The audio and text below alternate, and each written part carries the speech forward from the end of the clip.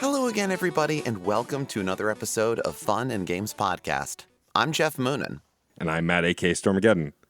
and you're listening to episode 169.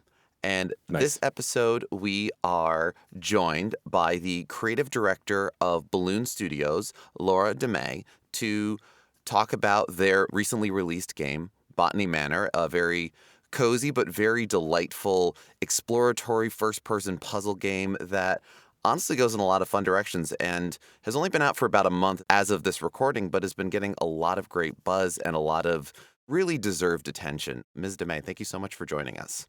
Thank you for having me. I'm happy to be here. We're so excited. We got connected with the awesome folks at Whitethorn. Yes. So I had been eyeing it for a while because I like puzzle games. I like, Same. cozy experiences. And then when Lisa, shout out to Lisa, got us codes for it so we could check it out, I was like, oh no, I need to talk to the person who made this. I love this game. And I'm glad that we were able to make it happen. I guess to start, just talk about where the idea from Botany Manor came from. Are you a longtime fan of puzzle games? Do you love herbology and plants? Like, where does the inception of the idea come from? Mm-hmm. Yeah, it came specifically from really loving the Tomb Raider games as a child, because there's this tutorial bit that takes place in the Croft Manor, like Laura's fancy manor, basically. That is 95% of my experience with the Tomb Raider games. Yeah, Tomb Raider 2, exploring the house and gardens. Yeah, it's the same for me. I never really got far in the main game when I was young, but I just loved the enemy-free house and exploring it, finding all the secrets. And then I actually moved to the UK 2018, probably. Yeah. And I realized that these places exist in real life, which I didn't really realize before. But yeah, they're all over the UK. There's an organization called the National Trust that basically looks after these places and opens them up to the public. That was one of my favorite things to do, to go and visit these places.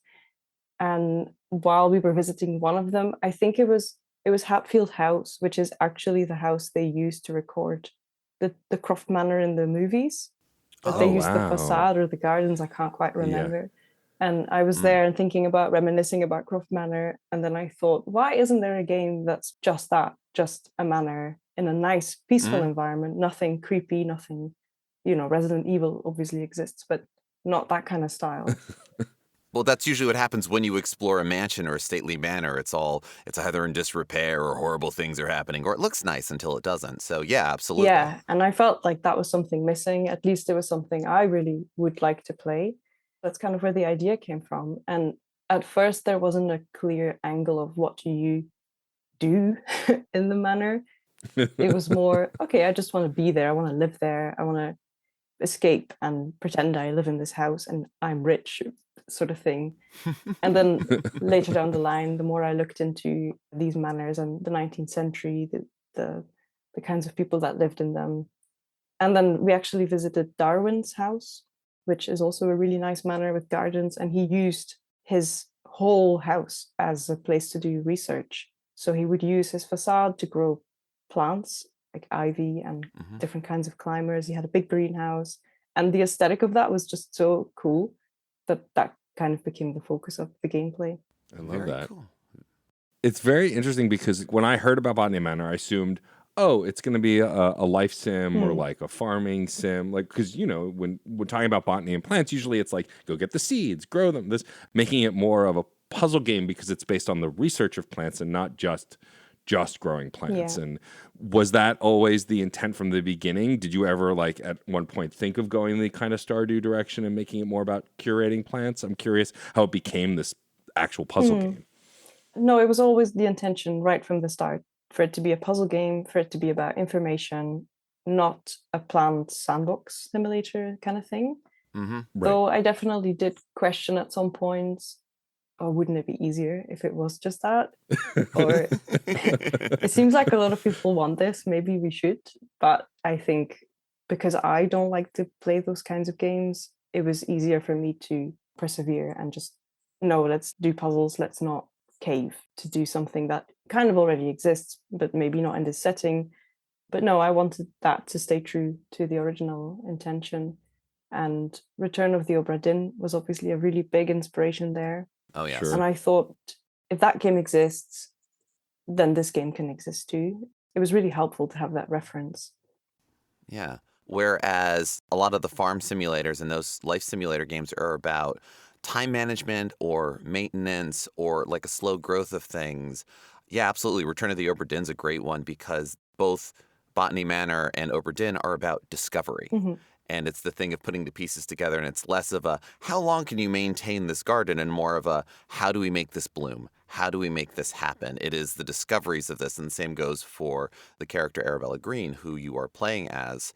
And I do find it very refreshing and delightful. And actually, again, much like Obra Dinn, where you are in a first person perspective. So the design of the character isn't necessarily of, what you put on the box or anything. The character you put on the box is what you did, the manor Hmm. itself.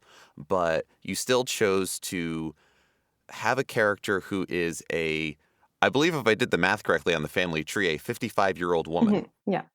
What was the thought process or some of the decisions in doing that? Because that definitely feels like a certain archetype or character, I don't know, spinster scientist of a certain age. And by that, I mean 1890, not 55, working on scientific discoveries. And there's other pieces that build into that world. What was the process on that? Yeah, it was similar to doing a lot of research basically on who lived in these manors and what Hmm. kind of people were there in real life that we could base this character on. And one very strong reference was Marion North. She was a botanical painter and she was very privileged. She was quite well off. And that kind of allowed her to live in this really beautiful house and travel and not have to get married. That's the only story you can tell about a non-married woman. She had to have been rich, or in order to Right. live in that kind of place, she had to have been And quite certainly rich. during that time. Yes, exactly. That was sort of a big inspiration. And I think that's just kind of how I work. I find really real people or real places and I work with that. I don't necessarily like to invent stuff. I just see what inspires me and then I take different layers of different people, different places, and kind of merge it together. And also, the idea was that from a narrative point of view, it makes sense. It's your house to kind of tell a life story, to tell a biography. Hmm.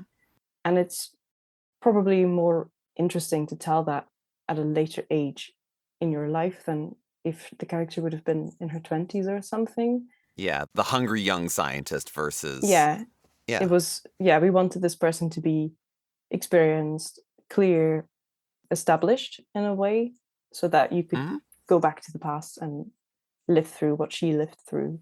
Yeah. Yeah, and I mean, talking about the character, I think it's really fascinating how you decide to tell this story. I was kind of almost thrown off that when you boot up the game, that's it, you're in. Like, there's no opening narrative crawl or like text, like you just throw the player into it. You're in the greenhouse. Off you go. Yeah, you just go.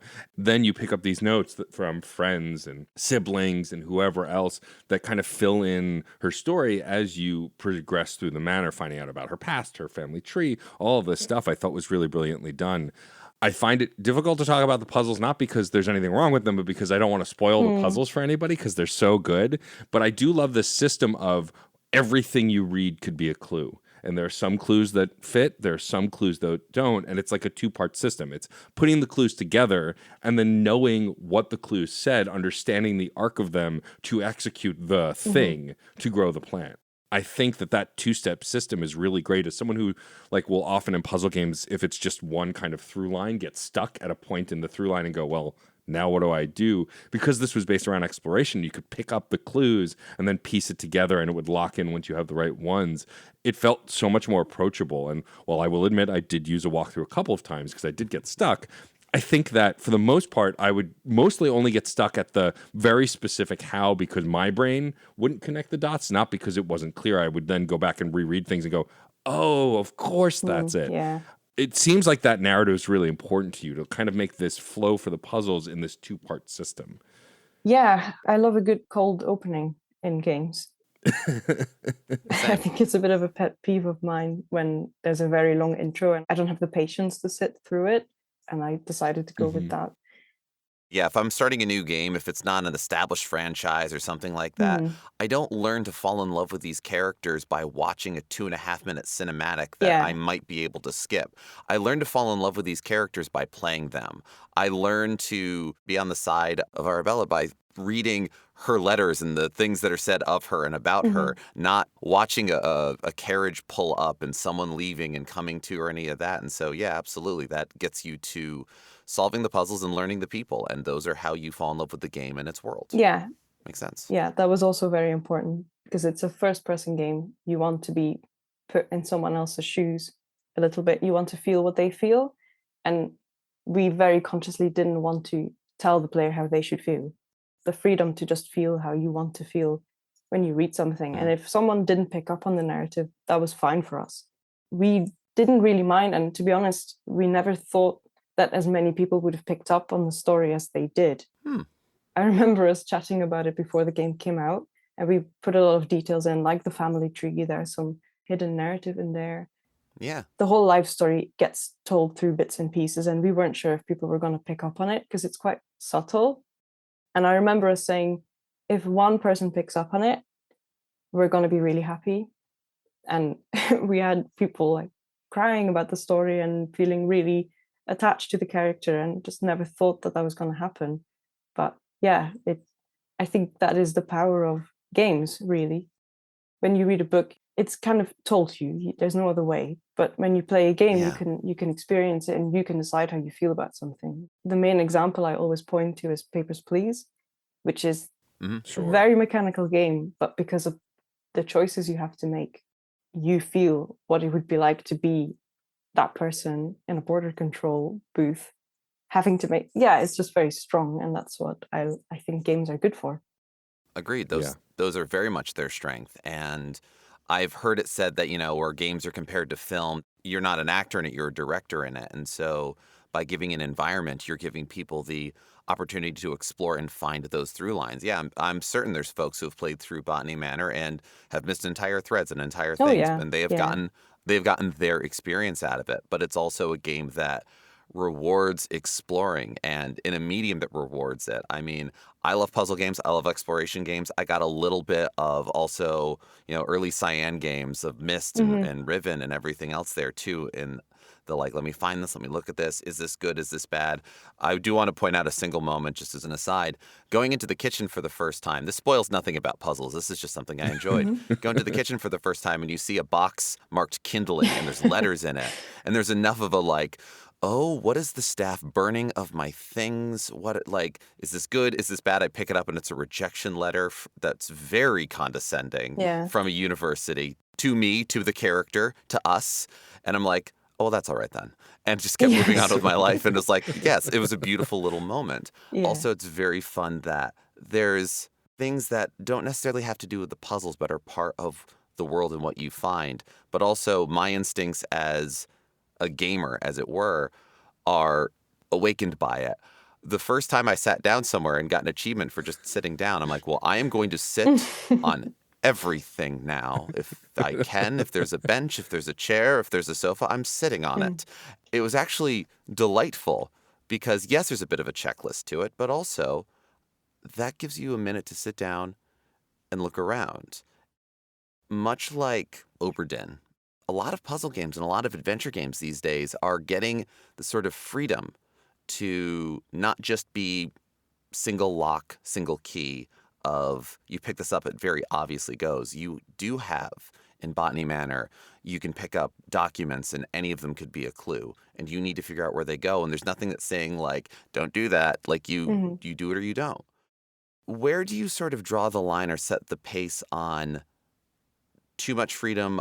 There are games that revel in the 3D engine of I can pick up this cup and I can drop it anywhere. I'll watch the physics of it fall over and everything else. Maybe it breaks, maybe it doesn't. And other ones where it's I pick up this cup, it can only go back down where I put it or the solution. Whereas in Botany Manor, you can pick up flower pots and there are spots that show up that they give a little bit of an outline of where they go. Or you can just put them back, put them down. So there's I find a very nice balance of freedom and not feeling okay, you're just going to show me the solution here. Freedom of exploration in a video game is always such a strange term. And I suppose what I'm asking is, how did you and the team define that for yourselves and for Botany Manor? Yeah, we went through a lot of iteration with it. A lot. I think it has sort of gone to either side, like swinging back and forth, and eventually we found like a good compromise. Yeah, there was something that was said earlier about everything could be a clue, and that was difficult to find the boundaries in, because in the beginning I was very ambitious in it. I was like, yeah, even the stained glass could have a clue.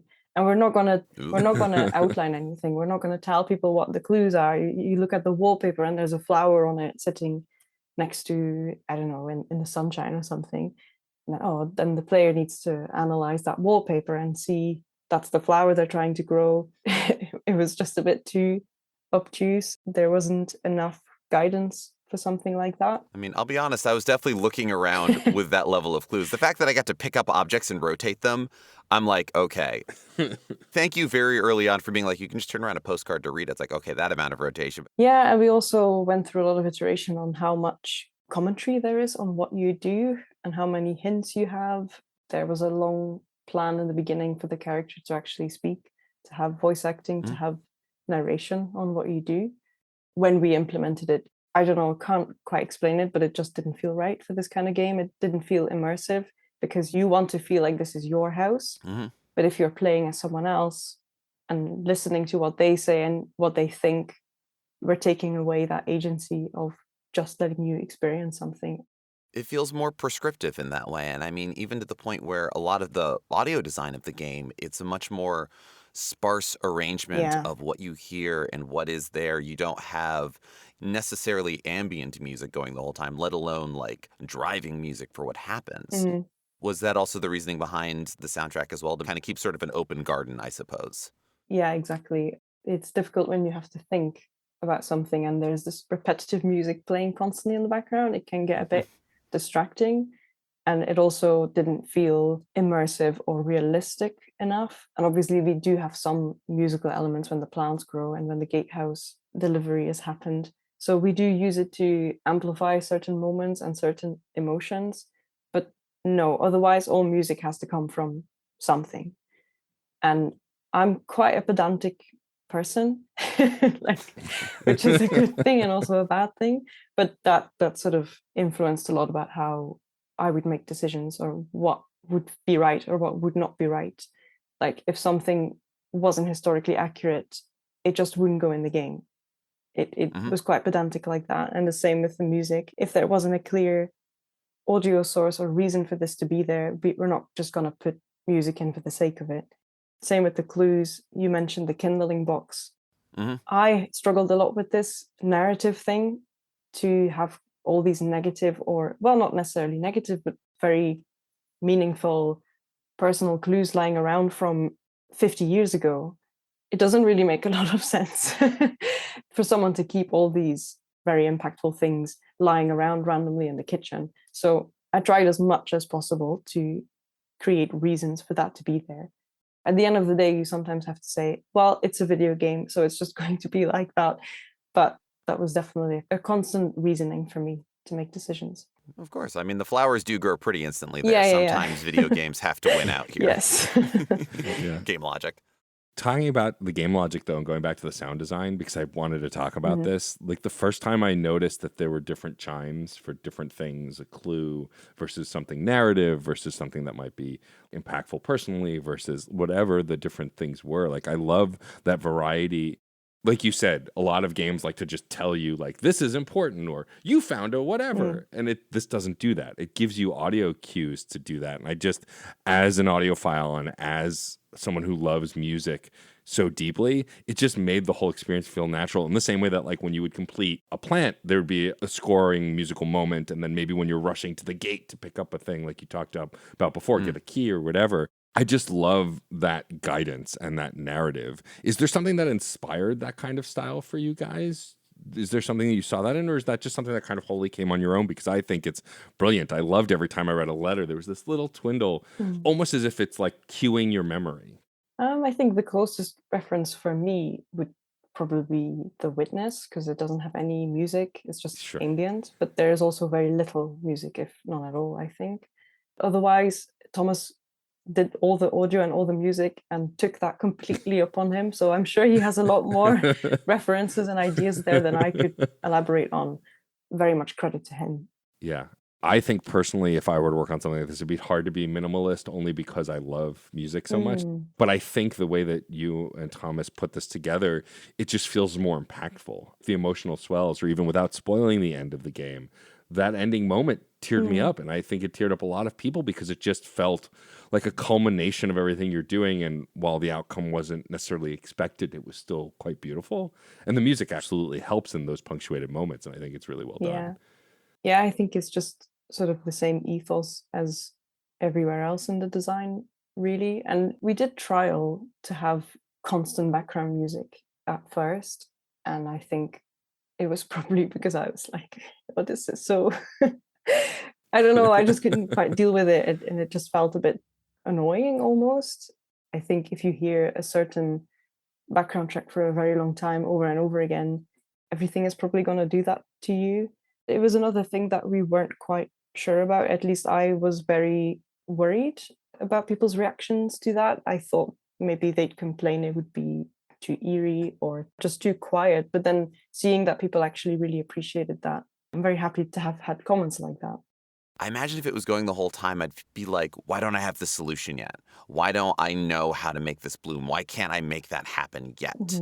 Whereas this, you're just finding it, okay? Like you're getting to a solution. Yeah, the sense of urgency was a big question throughout the development. We never wanted people to feel like something was urgent or something was timed or you needed to do it quickly. And the benches, like you said, helped a lot with that, which is kind of a happy accident, really. It was because we put a demo live and a lot of people wanted to sit on the benches. And, we thought about it and why not? It makes sense. And when you visit the National Trust properties, you can actually also sit in the gardens as long as you want. And I really enjoy that. So that makes total sense. So we added that feature in. I really liked how it helped to state to people, you can just sit down, you can relax, this is fine. You don't need to solve this right away. If you're stuck, just take a break. It's okay. And we never actually got to implementing a proper, like a fully fledged hint system. But if I ever was going to do that, it would be by sitting on a bench. You have time to think. Like contemplate. I love that. Yeah. Yeah. And I think this ties really well into the visual aesthetic of the game. So it's this nice fine line between realism and kind of cartooniness, this this very video gamey, polygons are a very video gamey thing. And there are some things in the game that feel very video gamey, but a lot of it still aesthetically blends together to create this sense of realism. I know that design limitations can drive a lot of this, but how did you guys determine the aesthetics? Because some of the plants feel so real, and then of course some of the other plants by intention feel so fantastical. And I love that there's this kind of realism meets fantasy while still mostly being grounded in reality. That was always the key word, grounded in reality. The sort of thought behind the fantasy of the plants was that, well, the only fantasy plants there are the ones you grow. Right.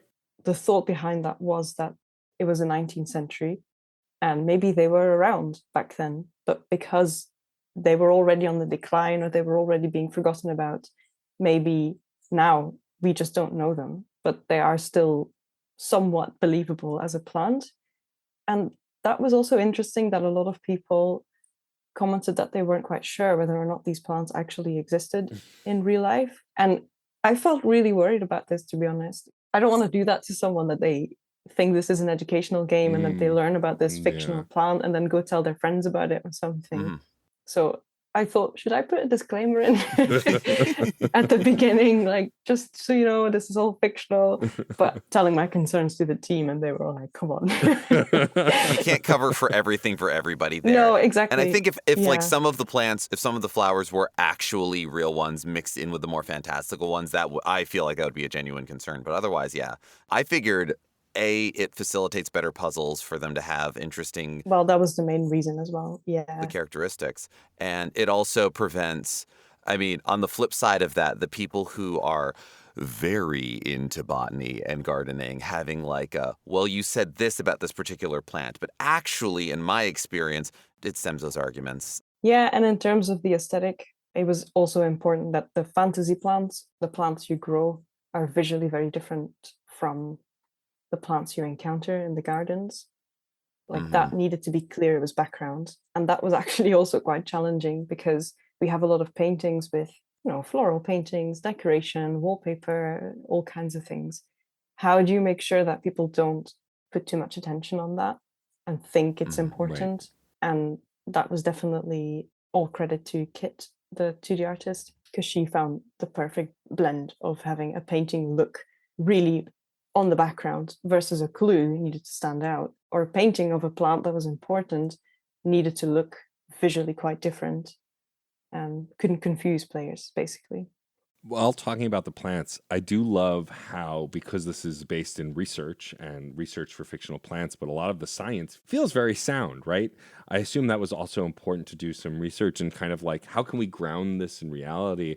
I'm curious if you pulled from any actual plants or if you consulted with folks who work with plants, because to me, like, even some of the more wilder choices, I went, no, that makes sense. Because it was this kind of fun fantasy logic. Well, because it was through this like clue system that because you're a researcher, I went, well, she's a researcher. She knows what she's doing. Like you said, you had this concern that people might think they're real, but I think the way the clues are formed and the kind of scientific procedure that you create felt very real, which I think was really fun. Its rigor was consistent. Yeah, and I'm curious where that kind of pulls from. Well, in terms of research, yeah, there was a lot of research in many different ways in terms of what's a common layout for an English manor and gardens, and then what kind of plants exist in the 19th century, what was a native plant, what was an important plant, what would not have been there at that point. Just quite recently, actually, someone made a video about the gardens walking around and using a sort of Shazam for birds, basically, to detect what kind of birds there were, pointing out that they were all local native birds, like the correct kind of birds. The right birds chosen. Absolutely. Yeah. And I was really glad that someone picked up on that detail because, yeah, exactly. It was a very conscious, intentional thing. And yeah, the science behind the puzzle plans, it was difficult, but it always started in the same way. Like, what's a plant that exists in real life that is already kind of funky or kind of cool that I definitely didn't know about? And then how can you gamify that? How can you do that times Stretch 10? it. Yeah, and make it more interesting or more visual, more obvious to a player. I don't know how much I can say about the puzzles, but there's one puzzle that requires you to use smoke. There's a forest fire plant. And that's a real thing. Like, that we didn't invent. It was actually interesting for us to research this and then find these plants that researchers haven't discovered why that's the case. Like, why do they grow when that happens? We don't know, actually. Yeah. We have a certain baseline of established, like, oh, these are these animals, these are these plants, these are whatever, and this is all fantastical hooey. But there's so much in between, that we're all just figuring out, and probably because scientists don't know exactly why it blooms. Like, that's why no one's talking about it, and yet, thank you for highlighting it. Yeah, and that's sort of the approach we took with some of the puzzles. Some of them are quite heavily explained. Like, it's because of this natural phenomena that this needs to be the case. But that became difficult to do that for every single plant because it also just quadruples the amount of clues you need to give to people. And eventually we just sort of also went with the approach of someone has encountered this in the wild, but we don't really know why. And then that gives the player enough to recreate the environment without necessarily understanding fully why to the details. This is, again, my pedanticness speaking, because I would be that kind of player who would want to know exactly to every detail why. I had to, compromise. I've pulled all 6 clues. You're not going to tell me anymore. I guess I have to go from here, whatever it may be.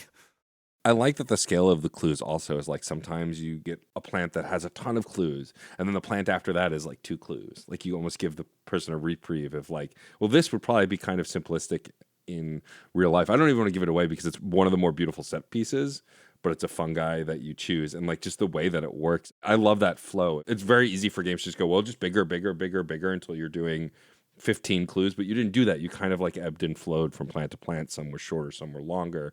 Was that a conscious choice too, to like not overwhelm the player? Yeah, very much so. To give enough variety the idea that a game difficulty curve is a linear curve.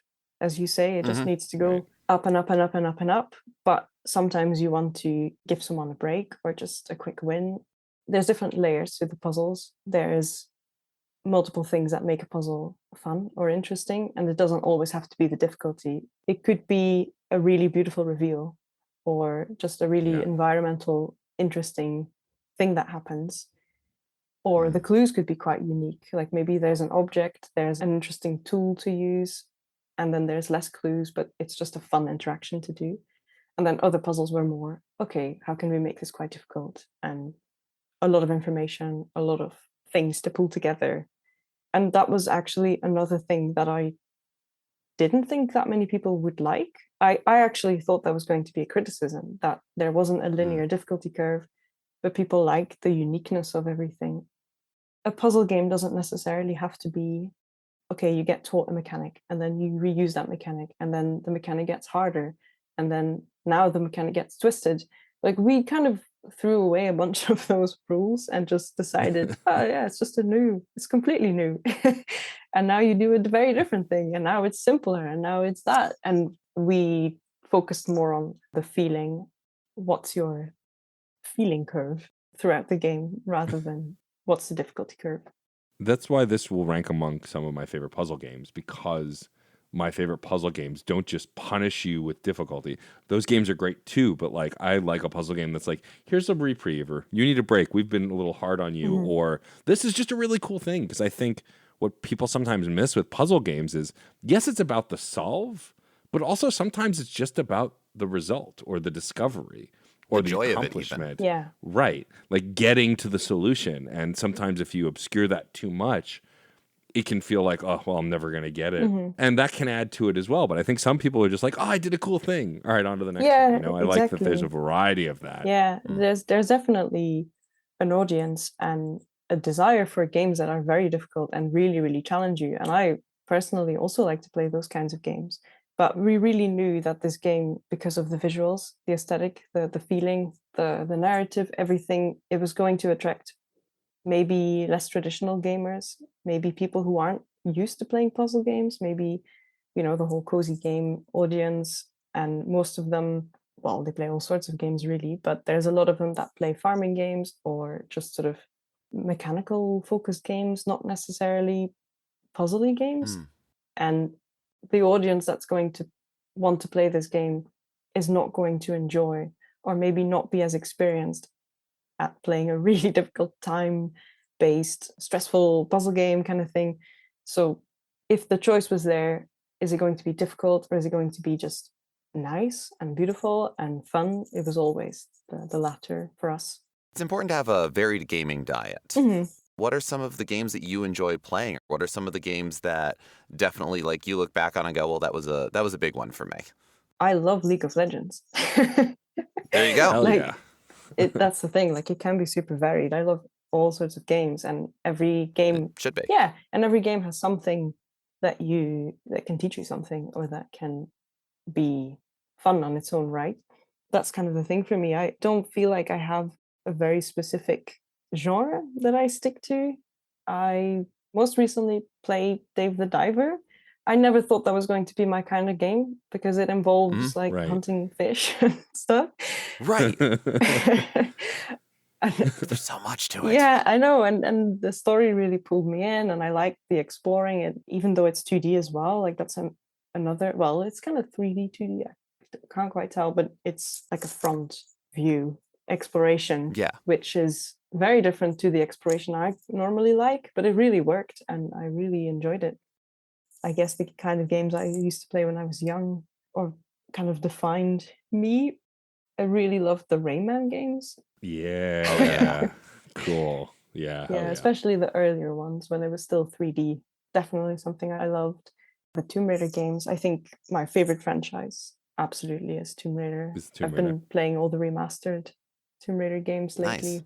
Yeah, no, the franchise has been doing really well for itself recently as far as history and stuff. So, like, fantastic. Yeah, it was great. It was a really smart move to do the old classic games remastered. It's exactly what I needed in life. Yeah. It came out in February, which was the time that we had to lock in and like go through cert and do a lot of stressful things for the game. And I feel like if I didn't have the Tomb Raider games at that time, it wouldn't have been as easy, but it kind of saved me a little bit, gave me something to focus on and get immersed in.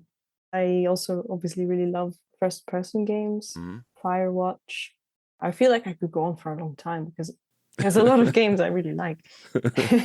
Of course. One that we often ask game creators is, do you remember a specific game, series of games, setting of games that when you were a kid you played it and you realized, wait, people make games, or was like I want to make a game. Like, this is a game I want to make one day, and like that gets you on that path.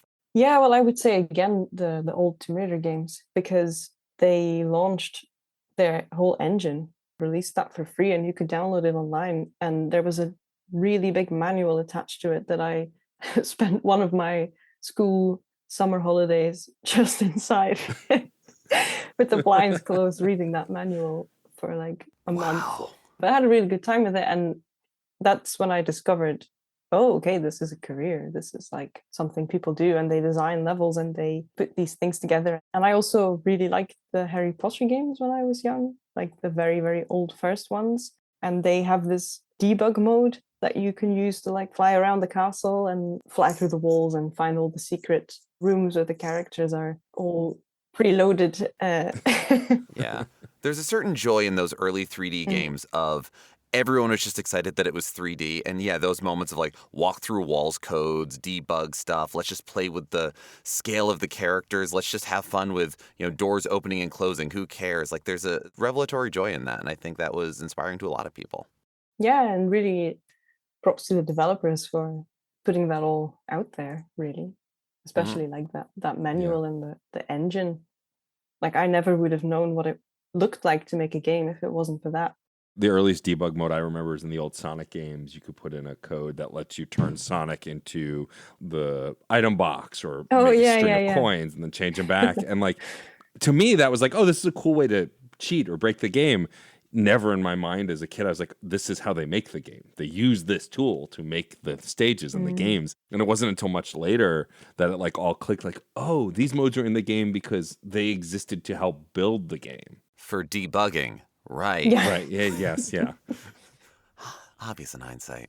Before we wrap up, I'm curious, like, I'm getting a sense of the time period, but do you remember the first video game you ever played or the first console you ever played? Was it the Tomb Raider games or was it something before that? I think it may have been Frazzle. I don't know if this is a known game at all. It's about this wizard 2D platforming game, and it's called Frazzle. I think that was the first game I ever saw my dad play. And then shortly after that, the Tomb Raider games. So I would say that's probably my earliest game experiences. Fantastic. Love that. And what console was that for? Was that also a PlayStation game? I think it may have been Mac. Like Mac. The old Macintosh. Amazing. Even better. Then why don't I know about it? That was all of my PC gaming as a kid. I gotta find this out. I love when people bring on this show games that I've never heard of, because then it's one more game to go look up and be like, what was that? Oh, cool. Yeah. It's like every time I'm scrolling on social media and I see a screenshot from a thing I've never seen before, I'm like, oh, what is that? I know. I have to go find it. That happens to me quite a lot because I'm from Belgium, and I think we had a lot of more obscure random games that came into my household. Like, for example, there were games in the cereal boxes, like free demos, and I played the randomest stuff through. So I'll be talking to my team or to anyone, and then I'll bring up this random reference. Oh yeah, we can do like that game. And they're like, what? Which game? What game? Don't you know this? So yeah, there's a few of those as well. Like the Pets on Infindus is probably my favorite. Do you know Pets on Infindus? It's a very European thing. No, I don't think I know that one. It's a Swedish children book about a man who lives with his cat, and the cat wears trousers, and they live on a farm, and that's just their life basically. I love that. Okay, yeah, I was looking, very recently on the Twitter for Balloon Studios. There was the meme of the game we made and 3 of the inspirations behind it. Yeah, that's it. Aubergine and Lara Croft, and there we go. I'm like, what is this book series? I don't know it. It looks, yes, that is absolutely the aesthetic for this game, of course. I just don't know it. So yeah, it was great. Mystery solved. You could just you had a garden and you could plant anything. So you would find a meatball and then you could plant the meatball. and then it would become a meatball tree, and it was yeah. Amazing. So I I guess love another that. sort of reference, plant-wise. Yeah, I've been planting things since you were a little kid, right? Yeah. You know, it just weaved its way into your psyche for making games. Who didn't try planting something utterly nonsensical at least once in their Yeah. life? I mean, of course. Oh, we've all buried something in the backyard, and then our parents are like, "You can't do that. It doesn't work that way." It's either I'm growing something, I'm burying pirate treasure, or I'm looking for dinosaur bones. Yeah. Like those are the Right, exactly. Yes. Very much. Before we wrap up, I do want to say we mentioned the sitting achievement before. I just appreciate that this game also has a sense of humor. Like, it's not a laugh out loud funny game, but things like that, right? Sitting down and getting achievement, that made me laugh because I was like, of course, this is fun. And some other achievements that come later, or even some of the interactions that you have with some of the stuff around you, it feels like there's a lightheartedness to it. There was an opportunity for this to be very serious, you know, pretty and nice and serene, but serious. But there are some moments of levity, and I appreciate that too. I just think I haven't seen enough people talk about that stuff. It adds another reason to smile while playing this game, essentially. Yeah. Yeah. No, I'm glad that you said that, because I do feel like we put a lot of little Easter eggs and silliness in, but it is also a serious game, so it doesn't get picked up on as easily. We had a lot of fun working on it, and we have a lot of our own internal references and sort of inside jokes on this game. And we also try to put the team in the game as much as possible. It's like a coin that says Steer, which is the last name of the 3D artist. And then all the records are referencing the team as well. Oh, wow. Oh, cool. I mean, sometimes even quite literally, like the composer is called Thomas Williams. And it's literally like, by Thomas Williams, because it is. Well, damn, yeah. Exactly. Huh. Yeah. And I like that we know, but the player might not know. That suits the exploratory nature. Yeah. It's like leaving a little watermark on your own game, Yeah. you know, with those little tricks and things. This was a lovely chat, Laure. Thank you for joining us. I really do love this game. I'm glad that it's found some legs and folks are playing it. Same. Because the minute I saw it, I was like, oh, this is one of those indie games to me, right? Like one not to be missed. And it's on a ton of stuff. Can you tell folks where they can find the game, where they can find you online if you want to be found to chat and interact with folks, and like, Or the studio. and of course the studio as well. Yeah, we are most active on Twitter, probably. The game is out on Switch, Xbox, Game Pass, and Steam at the moment. I'm on Twitter. We have a Discord as well if people want to join that, where we share a little bit more, or like people share their own screenshots and their thoughts about the game, which is always very nice to see. Thank you so much for inviting me here. Thank you. Absolutely, we're absolutely. happy to have you. I do have to ask, on the Discord, do people post pictures of their own gardening? Yeah, we do. We have a greenhouse channel. Fantastic. That's amazing. Don't have enough experience to keep many plants alive, and I always have such joy and admiration for the gardens that I see. Also, I live in a New York City apartment, so I can really only keep so much alive on a windowsill. Well, that's kind of the nice thing. The pictures people share are not necessarily what they've planted. We share a lot of, look at this random flower that is growing on the wall somewhere. It's very wildflower weed central. Okay. I mean, I live near some great botanical gardens, so this is good to know. Yeah, anything goes. Amazing. Well, this is a fantastic game. I devoured it in a couple of sessions. I fell in love with it. Heavily considering buying it on Switch because it feels like the perfect Switch game. Playing it on the Steam Deck was great. Yeah, like I love how well it felt on the Steam Deck as well, portably. Like it just is a lovely handheld experience too. Also, my preference is to play everything on handheld, so that's just me, of course, anyway. But I'm glad it's available in so many places, and people should definitely go check it out. It's a wonderful, lovely experience. Yeah, thank you so much. Thank you. And so, listeners, we put it to you. Have you played Botany Manor yet? Has this convinced you to check it out if you haven't? What sort of things do you like in your puzzle games, in your cozy games? Do you always assume that when you see a nice stately manor, it's going to turn creepy? Has this changed your mind about it? What sort of explorations and discoveries do you want to see in games, or which ones were you surprised and delighted by in this game? Please let us know. Get in touch with us. There's so many great ways to reach out. We are Fun and Games Pod across all social media platforms we are on, which as of this episode is Twitter, Blue Sky, Instagram, and Tumblr. You can email us at funandgamespod@gmail.com. Let us know what you thought of this episode. Let us know what you thought of the games we've talked about. Let us know what you thought of previous episodes, who you'd like us to talk with, and what you'd like us to talk about in future episodes. If you want a one-stop spot to see everything we're working on, you can visit our Patreon, patreon.com/funandgamespod. You don't have to contribute any money to be a member. We have a free tier, but we appreciate any and all who have supported us in that way. And we especially want to shout out those on the high score tier and beyond. The high score board today is Alex Lavelle, Case Aiken, Daniel Needon, Roger Reichardt, Alejandro Alves, Curly Bright, Film It Yourself, Patrick Edwards, Robert Prine, Sean Bowen, and Wes Bates. Thank you so much for your support. Please enter your initials. Make sure that the moisture level of the soil before you enter those letters does not exceed 65%. We are in a little bit of a changing of the seasons, but thank you for understanding.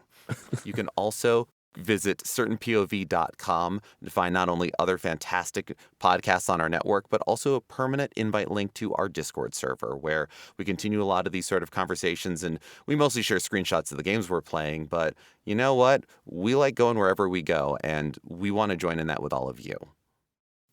You can also rate and review us on your podcast platform of choice. We always point towards Apple and Spotify, as those are the most commonly accessible, but there are tons of other apps like Podcast Addict and Good Pods where you can rate and review us as well. All of that helps us and our guests to get more featured so they can be found by others. And so when people go Googling Botany Manor podcast, they'll find ours if you rate and review us. So please do that. You can also find links to that and the Discord server in the show notes down below, as well as a link directly to our Patreon. Thank you so much for listening. Thank you so much for joining us for this episode.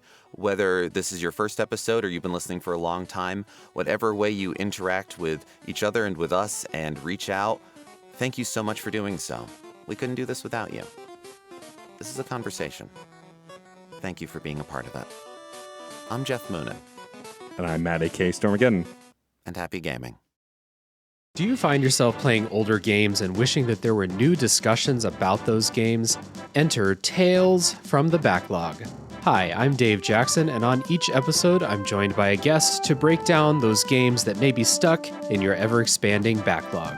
Each episode looks at one game in depth, focusing on mechanics, story, music, and other aspects with no spoilers until a clearly marked spoiler wall in the middle.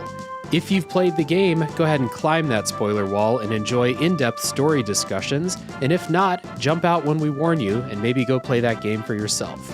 We have over 100 episodes in the feed, everything from Disco Elysium to Tunic to discussion episodes about how to get into horror games, and if games actually need to be fun, or if they have more to offer. I guarantee that there's something in there for everybody.